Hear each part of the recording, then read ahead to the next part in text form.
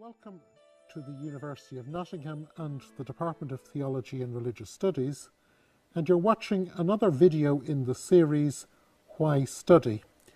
With me today I've Dr. John Hoover, who's our expert in Islamic studies, and he's also an expert in the work of Ibn Taymiyyah, who is a famous Arabic historian. And John, why study Ibn Taymiyyah? Well, Ibn Taymiyyah is well known for many reasons. Let me start with the security reasons. He is quoted as an authority by Osama bin Laden, and that tends to get people's interest immediately. And then he's also famous for having written a large work on Shiism, which is feeding into a lot of Sunni Shia polemics today. He was himself a Sunni. He lived most of his life in Damascus, and there were Shia-Sunni tensions in Damascus at that time. He also wrote the largest refutation of Christianity in the whole Islamic tradition. He's written a refutation of Aristotelian logic, and coming out of this, he's quite a modern figure, actually, in terms of his epistemology and the way in which he approaches texts and so on. He's written a very huge work arguing that the revelation of Islam agrees with reason, so the agreement of revelation and reason.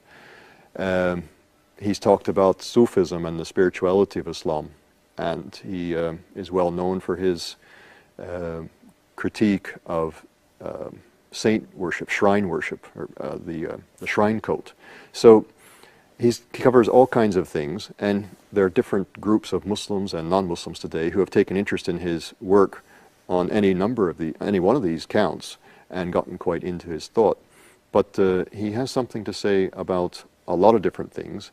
He stands about midway between the beginning of Islam and the present day. He lived in the late 1200s, early 1300s. He died in 1328.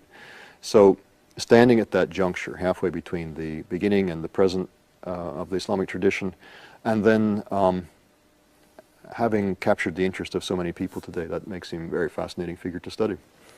So, in other words, here is someone who in Islam is as significant in the range of his work as Augustine or Aquinas is in the Christian tradition. Or even more so. I like to say sometimes, if you walk the streets of Cairo, you can find Ibn Taymiyyah's works, or especially the works of his disciple Ibn Qayyim al-Jawziyya, who writes a bit more poetically and more beautifully. You find them in almost any Islamic bookshop, where you're not going to find Augustine and Aquinas in any bookshop in the UK. Yes, unfortunately. So there's a sense in which Ibn Taymiyyah and Ibn Qayyim al-Jawziyya, his student, are more present in centers like Cairo and. So studying him is not just studying the historical thought in the way that we might study the historical thought of some great thinker in the past. It's actually studying a living force in Islamic understanding today. Yes, studying Ibn Taymiyyah is indeed studying a living force in the Islamic tradition, the present-day Islam.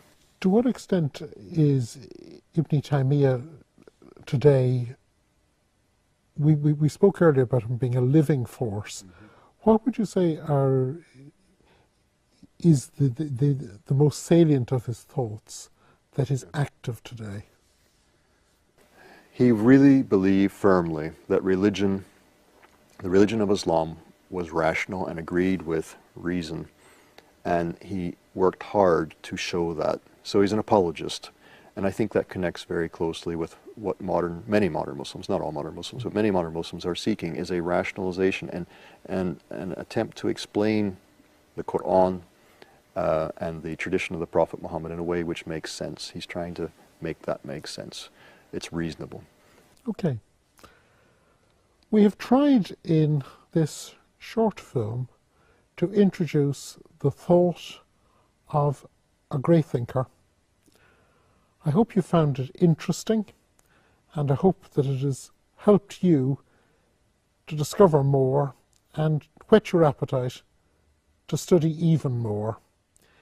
John, it's been great having you. Thank you. Thank you for watching. And from the Department of Theology and Religious Studies here in the University of Nottingham, goodbye.